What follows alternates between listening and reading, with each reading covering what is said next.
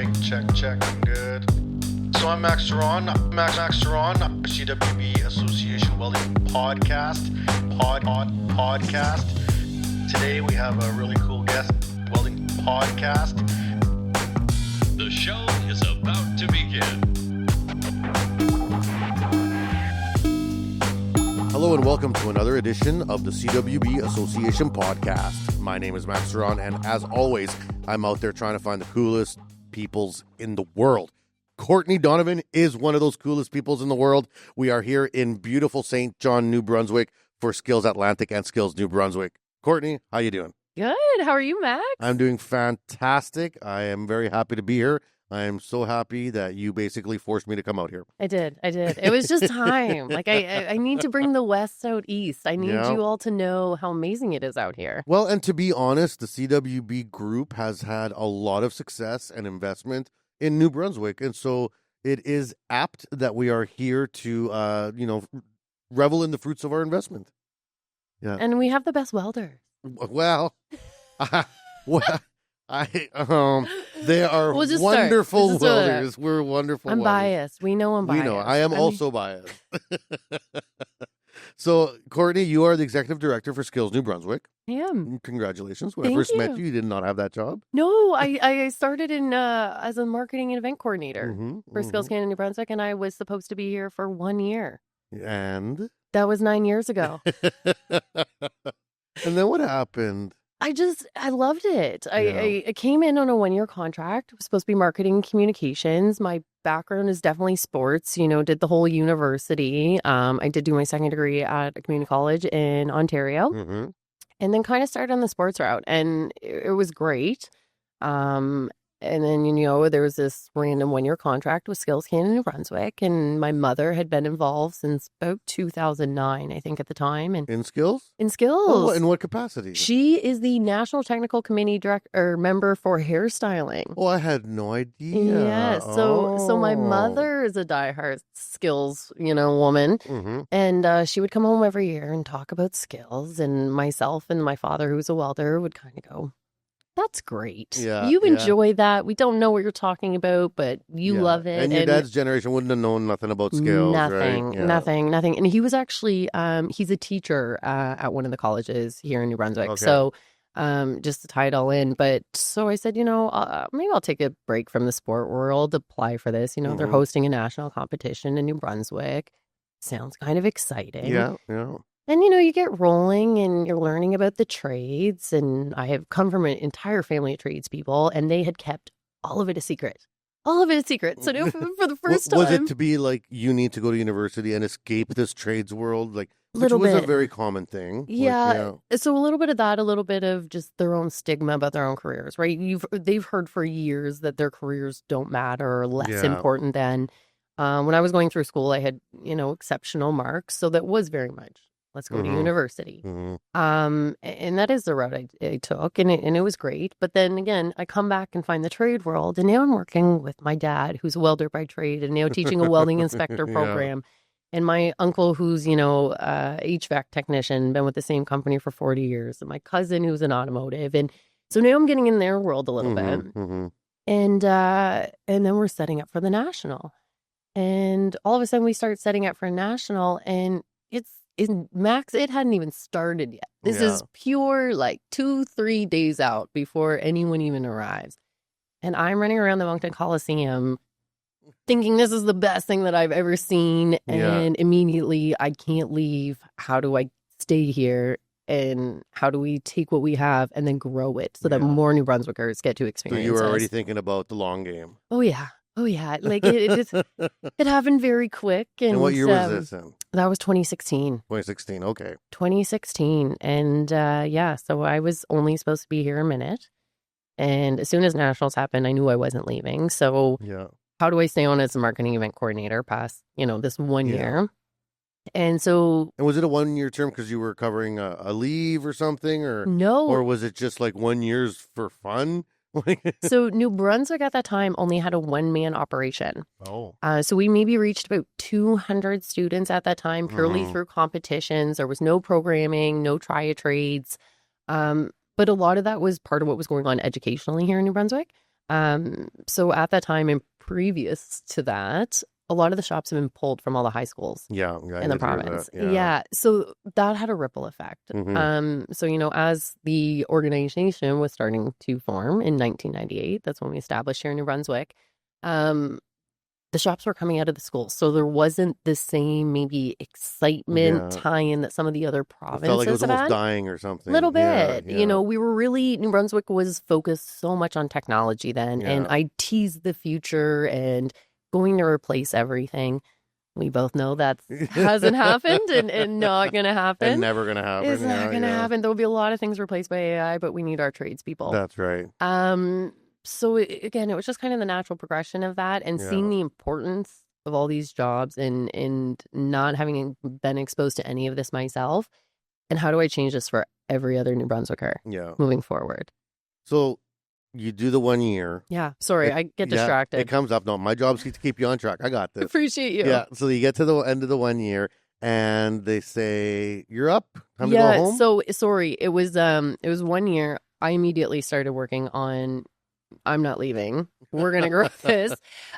So again, provincial government was great. They said, sure, we can continue on with, this grant. And then I stayed in that position for, I want to say 3.5 years. And then I eventually moved into the executive director role. And 2020? End of 2019. So, first time coming around, setting up provincial competitions as executive director and get hit with a pandemic. So that's a, fun experience a few months in. But it was great. And again, to move into that role and then continue to grow it from what was a one-man show for the first 20 years, we now have 5 women that run the show full time. 5-woman show. It is a 5-women show. We have a full 16 board of directors that are full of education, industry and every industry. Because that's so important to us, right? What are we educating these people for? It's to go to industry. So for you to understand skills kind of at a more grassroots level, then get into it, find a passion for it, very quickly climb a short ladder, right? And get to the top of as ED. What kind of learning curve did you have? Because it's not just welding. It's not just hairstyling, which were the things you had at home. It's, 40 some trades and 82 vocations. And, how do you get your head around all of it? Or do you even have to? Is it just piece by piece? Like, how do you work it? Little piece by piece. Yeah. I'm still learning. Yeah. I'm still learning every day. And I think that's part of what draws me to this and the skills in the first place. When I first started I felt like I had been left out of the trade world. Yeah. So I probably took a very different approach. Like so sort of FOMO. I had so much FOMO, So to be honest, when I first started, especially when I was in the marketing role, as a way to try and understand and learn more, because we have such incredible teachers here. And again, I'm sure every province, territory equally does, especially in the skilled trades and technology areas. But here in New Brunswick, God love them all. They brought me into their shops. I tried welding. I tried all the different types of welding. So again, now learning what the vocabulary, the equipment, our consumables, but also understand what our competitors are trying to achieve. Yeah. So then I would do the same in bricklaying. I went into roofing shops. I went in, I've laid brick. I've done some wiring. So for me, that was really important, was to figure out that hands-on and just even have that connection. Have the connection. And also it's important to me that all the instructors we work with know that they matter. Their trade matters. So to me, that was a time investment that was really worth my time. Yeah. And it allowed me to appreciate what they were doing more, what they were trying to teach, but also, again, the love for the trade and having a tradesperson take that time to teach you the trade. There's nothing more pure than that. There is nothing more pure than that. I get philosophical about welding sometimes, and, I'll have these deep moments of thought. And one time I thought, it's being a tradesperson is an agreement between basically you and the earth, right? Because we're taking the elements of this planet, rearranging them in order to build, right? And what's more beautiful than building? Right? Whether it's building community, building lives, building homes, building whatever. We are literally taking this earth that we've been given and finding ways to take the elements of it to create things for ourselves. And I posted that on Facebook, and someone's like, what are you smoking? It's like, but but really, it's something about the trades that's so ingrained in our societies. I know that over the last few years, many of the skills competitions in Canada have incorporated a lot of Indigenous skills, right? And I was at the Skills Manitoba, Skills Saskatchewan. They had full Indigenous skills competitions running concurrently with skills. And it was wonderful. Bead, ribbon skirts, kayak, paddle making, like Indigenous skills. And I thought, these practical skills haven't changed. No. Right? They're part of like our human identity, right? No, Sorry, I got deep there. No. I'm with you because again, I look at the trades. I actually told Irving Oil, one of our sponsors, again here at the St. John campus, you can look Irving over is everywhere, and you can overlook the beautiful refinery. Which lovely. She's probably laughing at me again because I continue to call it a beautiful refinery. Yeah, and that's she the goes, lovely glow of money. Yeah. But for me, I look at a place like that, and it's again the appreciation of how many tradespeople are there, hundreds, the skill, the hours it takes to have that level, the passion that they all have. I can't help but look at that place and genuinely think that is the most beautiful place, because of that, right? And just understanding what that refinery produces and what that means for, doctors, lawyers, everyone that might not know this trade world, but that day to day can't happen without these tradespeople and their work. They can't exist without that. No one can. Yeah. Our tradespeople are responsible for our schools, our hospitals, where we live, the roads, the planes in the air. Our toilets, our fridges. It's quite literally everything, right? Yeah. And it's without those things, we would be quite literally cavemen without our tradespeople. Yeah. So while there is that stigma, it's my job, or what I feel my job is to help change that and help the general public not only appreciate these jobs, but have the education for A, if they want to enter in them, but B, if you want to build a house, buy a house, understanding the difference between a red seal carpenter and somebody that's out doing it. And not saying that there's not good in both. But again, there is that esteem for a red seal. There is. And just like you would not, find a doctor on the side of the street to operate on your foot. Yeah. Although they could, maybe. Maybe they could. Maybe they do a good job. But, even, again, understanding what a compulsory trade is. Yeah. And why that's important. And going and having that information, even just, again, as a person on the street. Yeah. To emphasize that with those tradespeople and make sure that when they're looking to, hire someone, that they know who and what they're hiring. And they can trust it. Right. Yeah. And they know that those are credentials and careers that matter just as much as the university educated ones. Right. Now, let's talk about what you studied. What'd you go to university for? Oh, my God. What a loaded question. Yeah. So I came out of high school, very high 90s. Okay. One of the... So people are talking lawyer, doctor talk, right? Doctor, I always thought I was going to be a doctor. Yeah. And then and again, so let's start on the stigma. So here in New Brunswick, you can't be educated. So heard that. I took off to Dalhousie University.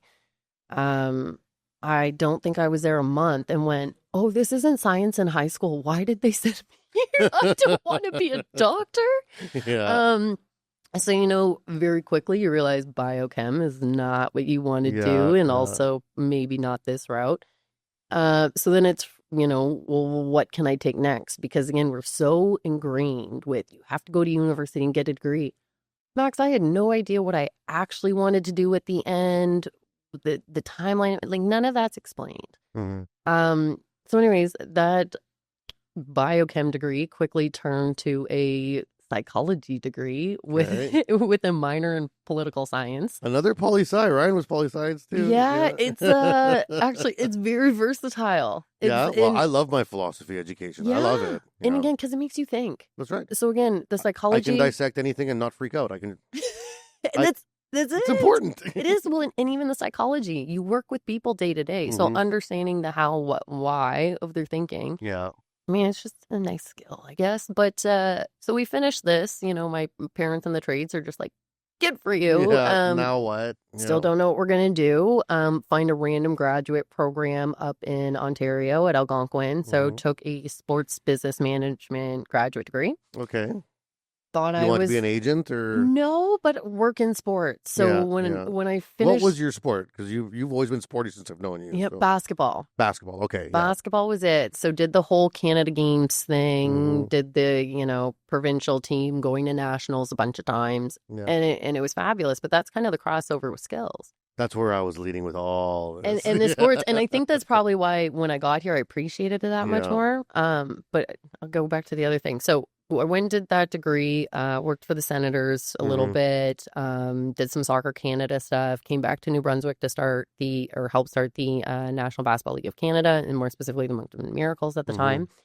And again, it was great. But then when this came, I think that's probably how I fell in love so quick, is you see the ties to sports. And again, sports matter so much, and they have a place, and they teach you so many life skills.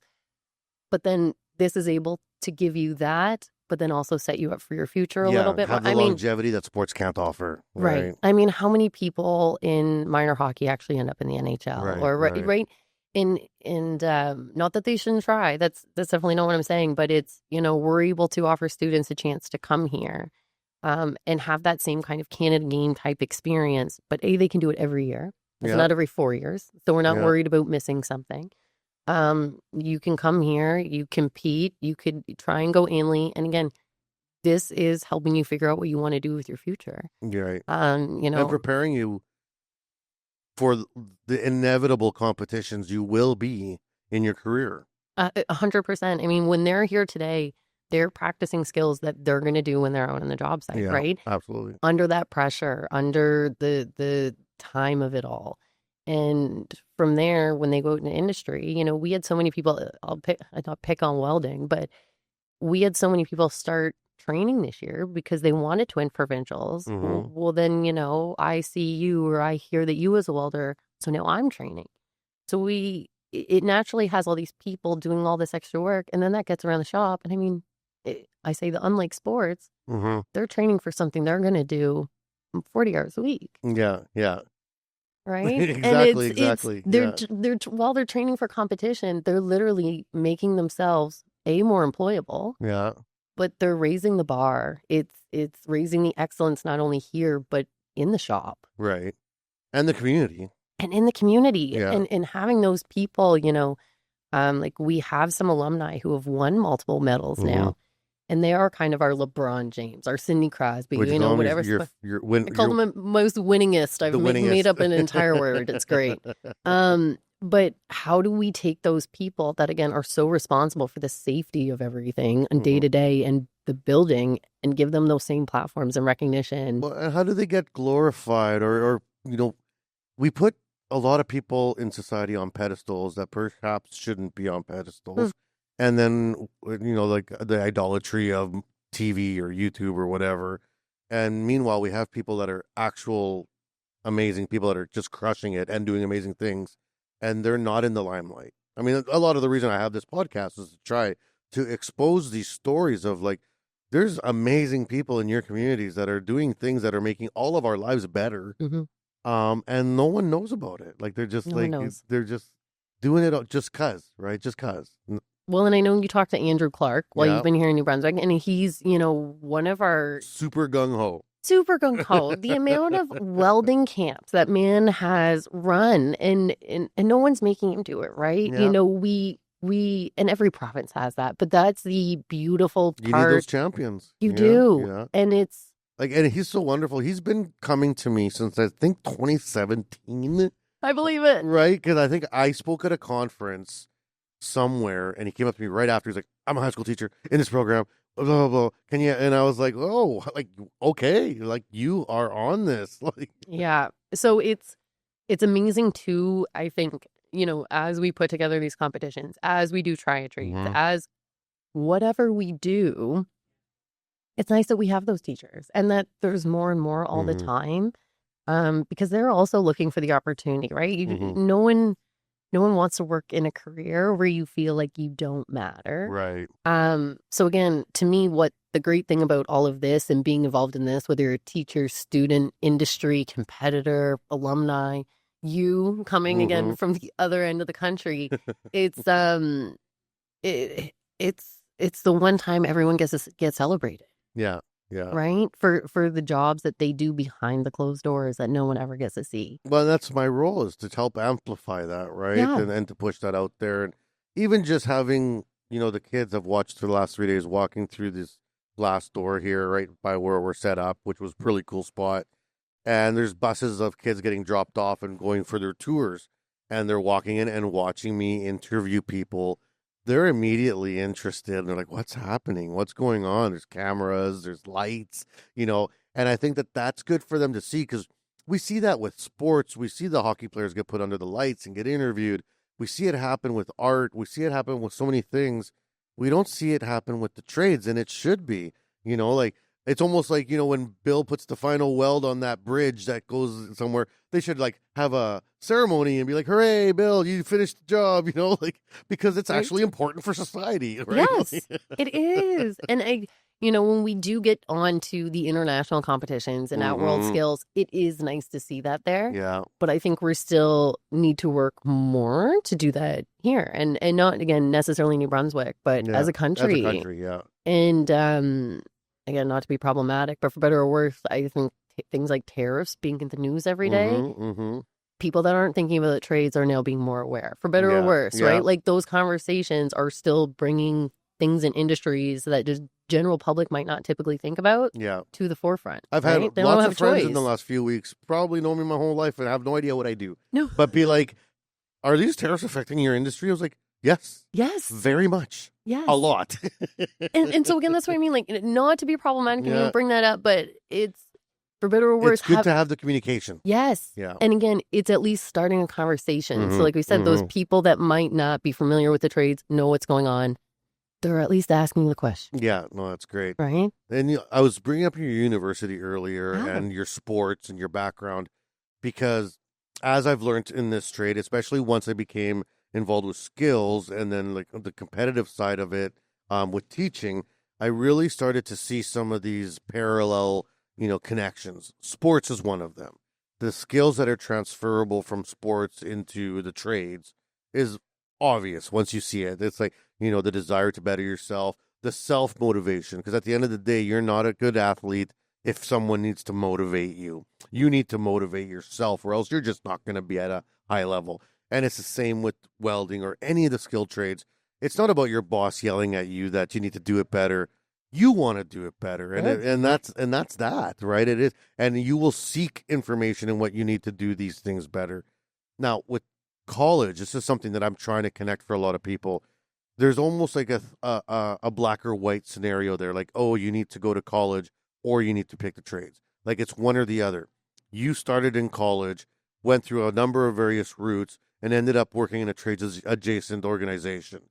I went to university a few times for a number of different things, but I still was welding the whole time. And people are like, why would you bother going to university if you're a welder? I'm like, why does it have to be a choice? If anything, welding afforded me the ability to go to university with no pressure, because now I can just learn for my own betterment. I want to start a business. Well, I can go pick up a community college course on running a business at night because I can just pay for it because I have a job, right? Like, I mean, fabulous. And the ability to go back and forth. And that's where I see the future. I see the future where you're in school and you're that 99% kid who just got such great marks, and they put everything in front of you and say, oh, you want to be an engineer? Cool.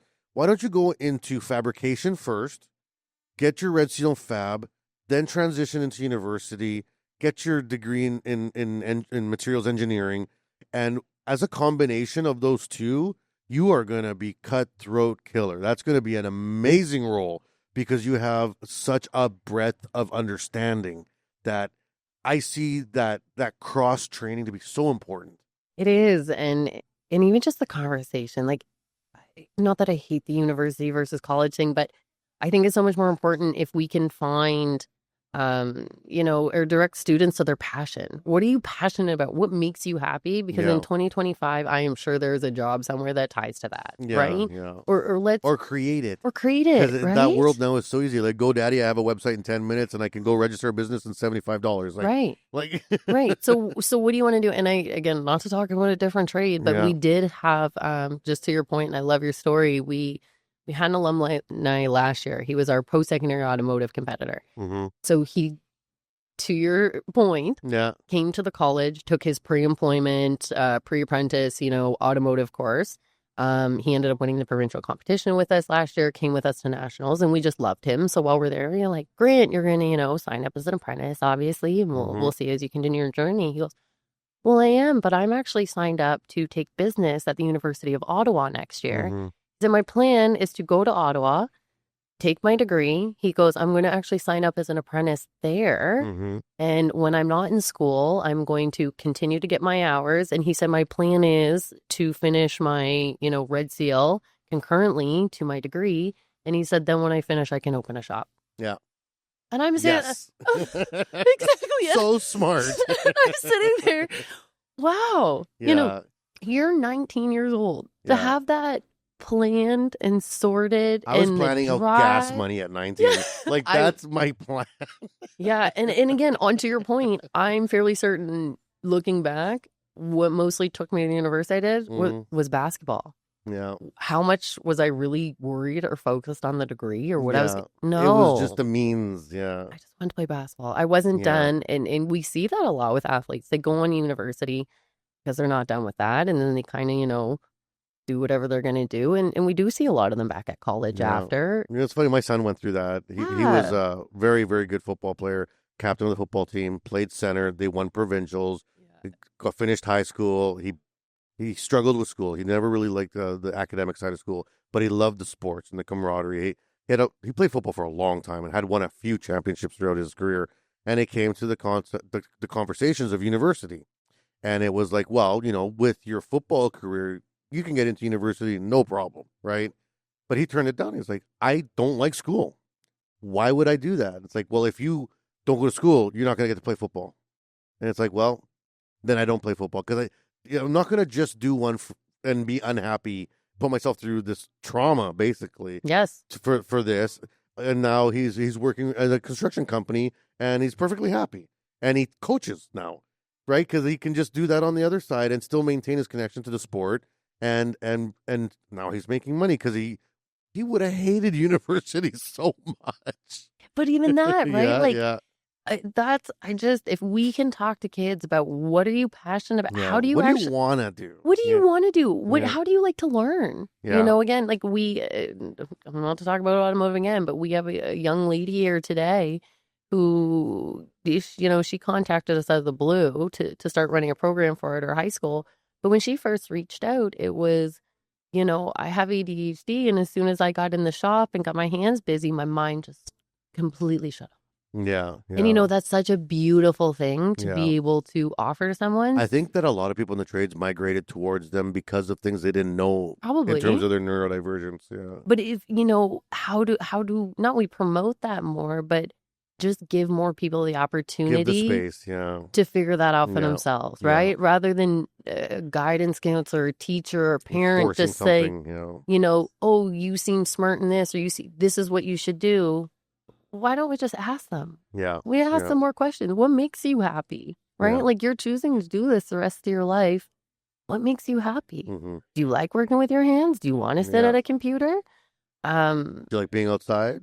Do you hate the outside? Right. Like, these things matter. They do. Right? And I think, again, too, that will help not only the industry, but we're going to get them younger. Mm-hmm. Because the average age of an apprentice right now in the province is 29. Well, It's a little older. Yeah. When I first started as an old man, that's a young number, but I know what you mean. Right. But even that number has changed nationally. I think when I started, and again, don't hold me to this, but when I started, I want to say nationally it was 24 and now it's 27. Well, we know about the aging population of the tradespeople, So it's, how do we just give them the education or make sure it's available to them and they know the pathways and we can make, and to me, this is what skills is all about, right? I don't, here in New Brunswick, and we have our Anglophone and Francophone school section or Department of Education.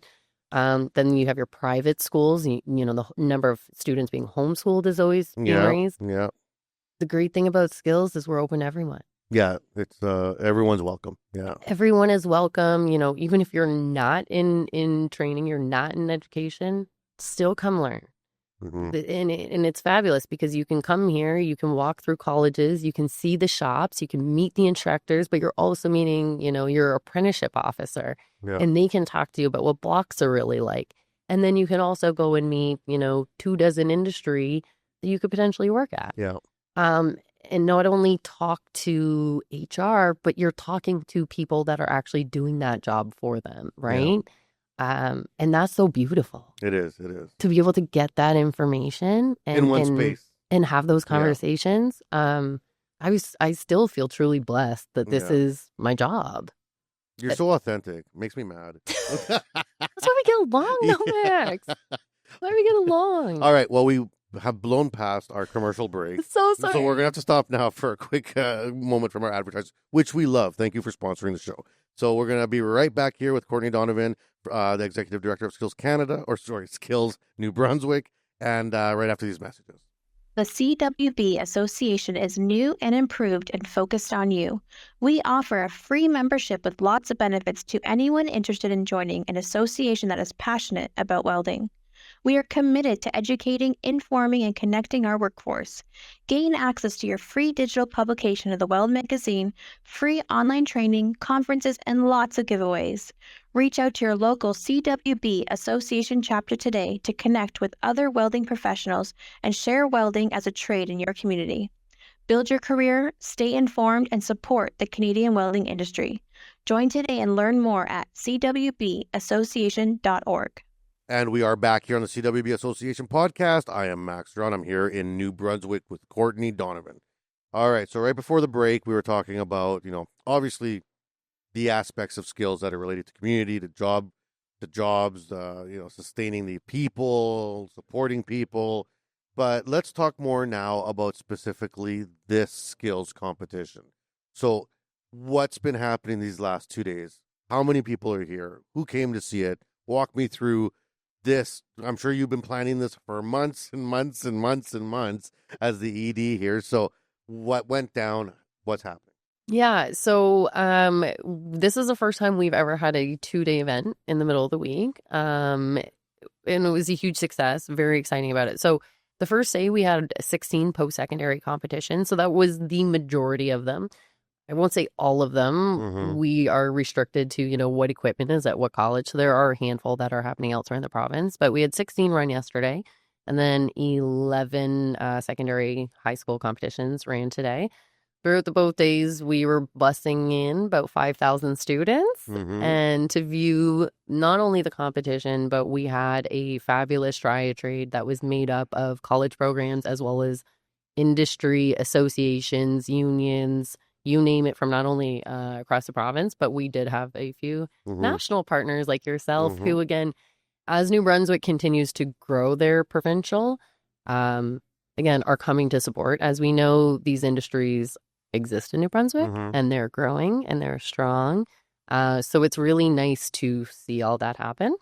The first day, we also had a Young Women's Conference. So that's our second one that we've done with the Women's Equality Branch. And it was fabulous. I heard there was a couple hundred people. Yes. Yeah, that's amazing. And it, you know, we, the high school students that come in, they have the opportunity to visit the tri-trade, see the competitions, but then they also are able to go into breakout rooms and talk to specifically female mentors who are either have a red seal or working in that area, and just talk to them about what they went through is, again, in the reality of working in male-dominated spaces in a province that has 4% women in trades. Yeah. Right? We are one of the lower ones. The 4% has come up a lot this week during my conversations. It comes up a lot for me in my work in general. I mean, I have a strong mom, a strong sister, and a strong daughter. I don't know how we only have 4% in this trade. Like it's embarrassing, to be honest. Like, it needs to be correct. It does. It does. Yeah. And so that, again, especially as a woman with a 2-year-old daughter, that is extremely important to me. Yeah. How do we normalize that. Yeah. I think we're making moves. It was yesterday, I will also say, again, wrong trade, but it was fabulous that for the first time ever, the electrical installation. 3 women on the podium. The 3 women. Yeah, I love it. And I also, like, there was a woman on the podium in welding and steam 2 fitter. women on the women podium.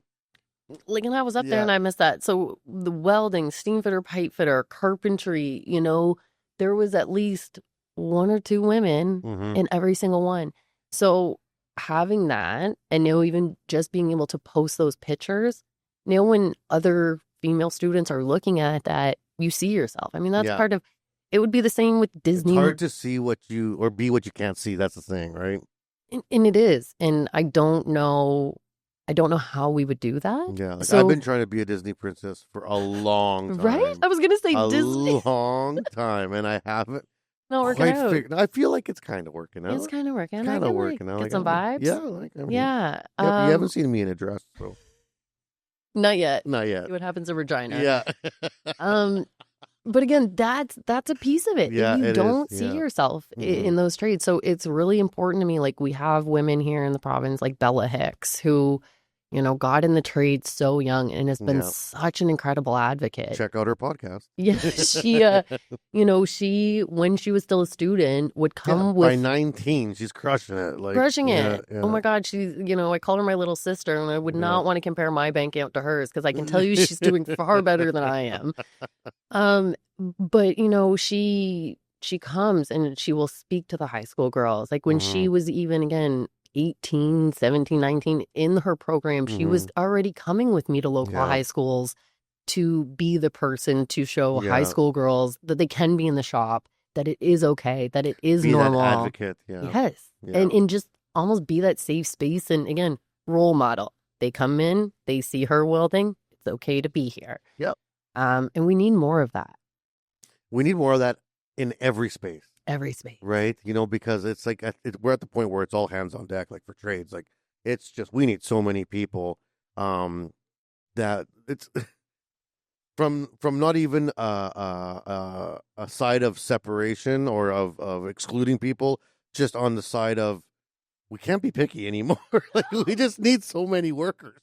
Like, you got blue hair, 1 eye, and 6 fingers. I don't care, man. Like, let's go. We got work. Like, and if you're driven, right? That's it. We just need driven people who are ready and willing to work. The jobs are there. The jobs are great. They're great paying jobs. Yeah. Again, whether you're in New Brunswick or in another part of the country. Yeah. So why St. John? When you were looking at the setup for this year's Provincial, there's lots of beautiful places and wonderful places in New Brunswick. What made you pick the city? So we have a 3 kind of school rotation for our provincial competitions based off the size of campuses. So we rotate through an MBCC Moncton campus and then MBCC St. John. And then next year we go back to CCNB Bathurst. Awesome. Yeah. I've never been to that campus. I've been to Moncton a few times, but I've never been to the Bathurst. And Matthew Roy is a welding instructor up there. Yes. Love him. He's amazing. Yeah. So, and I met one of the other instructors yesterday. Well, we'll have to get you up there. So next year we'll go to Bathurst, and again, there will probably be at least 16 competitions. It is a huge campus. Yeah. We love it up there. So very excited to be back and see what we can do. But St. John is great. I mean, you look out the windows of the college, and again, you see the refinery. This is a very industrial. I got a good tour yesterday. So I'm from Regina, very industrial city. Right. A lot of people don't see the beauty in industry, but they don't understand that industrial cities have money. I mean, we have resources that we're thankful for. We have a refinery in Regina. We have a steel mill. You guys have a giant paper mill, pulp mills. You got the refinery, which is the largest in North America, or one of them. You have mines not too far from here. You got all these things going on. One of the things that blew my mind this week is the amount of training programs New Brunswick has for the size. You got 14, 15 secondary students competing just in welding, representing 14 high schools, all with individual welding programs. And I was shocked by that. And then one of the instructors says, well, that's only like 14 of the 30 that we have. And I was like, I don't know if I got 30 high schools in all Saskatchewan that have welding programs. That's amazing. And again, on two sides, Yeah, francophone yeah, and anglophone. Yeah. So That's impressive. it is. And Yeah. again, we, I think, are one of the first provinces to have high school bricklaying. Mm-hmm. But that's, again, it's that industry involvement. You Yeah. know, it's what are we educating people for? It's for the vacancies, it's for the shortage, and you know, industry needs to be involved with helping on that. But Yeah. it's yeah. My brain just went on me. Sorry. Yes. It was one of those We're getting moments. to the end. We're Oh getting yeah, to the no, I'm end. good. I'm good. Now, for you, you know, in terms of the future, let's talk about, you know, for the last couple of questions here. What's your future state for Skills? You know, you have a vision as an ED of where you want to take this. So what do you see, you know, next year, 5 years? So for one, when again I first started, we reached maybe about 200 students a year, Yeah. and now we're up to well over 20,000. So, for one, this event, when we first started, a lot of people said couldn't be possible in New Yeah. Brunswick, and now within just a 5-year rotation, this is now the largest event in Atlantic Canada. Yeah. So huge You're strides. there. We Yeah, love it. Yeah. So as far as the competition, you know, it's great. It's going to continue to grow within itself. But then it's what more can we do? What is there Yeah. more trades? And I'm not interested in putting band-aids on things, Max. Mhm. What are the problems? Sustainable programs. Right. Yeah. How do we find out not only what the root problem is, but again, fix it from the root, Mhm. then put a band-aid on it. So some of those projects I'm, you know, working on a training center. Oh. Yeah. That would also have, you know, a bit of a trade aspect to it. Kind of like a makerspace idea almost. Kind of. Yeah. And it's, again, whether it's Team New Brunswick, we're getting in there for additional training, or Monday to Friday helping, you know, fill some gaps in the education system, Yeah, and yeah. make sure that there's training with, you know, potentially people with red seals. That's what we want to help and do more of. So I Awesome. say in the works here in New Brunswick, or my aspirations for the Yeah. next 5 years. So And what's your Be in the team? loop. What's your team look like here? You started with just one, Started then with one. 2, and how many do you got now? There's 5 of us full time, and then we also again have our outside of that our HR and CPA. So we've How many got like volunteers did you have in total out here then? Because my gosh, there's a lot. I'd say we had at least 80 to 100 volunteers in the last 2 days. How are you liking managing all this stuff? I love it. Yeah. Do you sleep much? I mean, I don't even sleep. I'll sleep on the weekend. Yeah. No, you won't. You have a 2-year-old. I do have a 2-year-old, so I won't sleep then either. No, but this is all that matters. Like, again, when you come and you see the competitors and the instructors and the industry and everyone Yeah. come together, it's the passion that fuels it. It's the drive to do more for them, because I understand and have an appreciation for what those tradespeople do for us. Yeah. So if I can go out of my way to throw them a massive, you know, celebration and be at a competition and give them that platform, then I'm going to make that as big as I can for them. Well, I would have to say, knowing you for a number of years now, is that you undersell your passion as being one of the driving motivators. You know, when you say we went from 200 people to 20,000, we're going to have to start calling that the Courtney effect.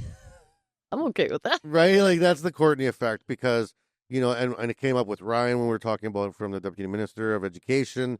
You have a passion. You had a passion for basketball. You had a passion for traveling. You have a passion for your kid. You don't do things passionless, right? And you in this job, I feel like that's the fit. That's the fit that made this work so well. When I heard you got the ED job, I was like, oh, that's a no-brainer, because you were already like within like I think the first couple months of your job, you were messaging me being like, hey, I need to figure out some ideas. I got some things. What do you think about this? And I was like, holy, you're just on the ball. Like, you're ready to rock. And that also translates to this competition, right? So it's not just them giving back to you. You're feeding them as well. Yeah. But again, I feel lucky.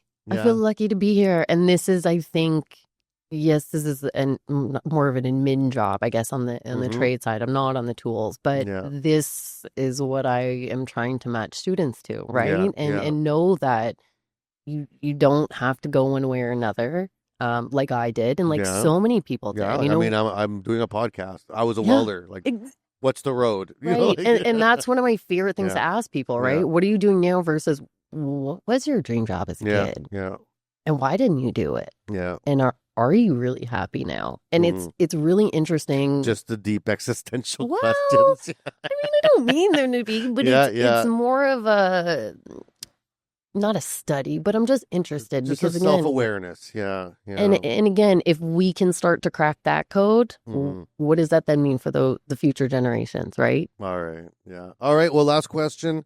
How do people get involved with Skills New Brunswick? If they're in the province and they're listening to this, how do they get a hold of the team? How do they volunteer? How do they get involved? Or if you're a tradesperson and wants to help with training or teaching or mentorship, who do they reach out to?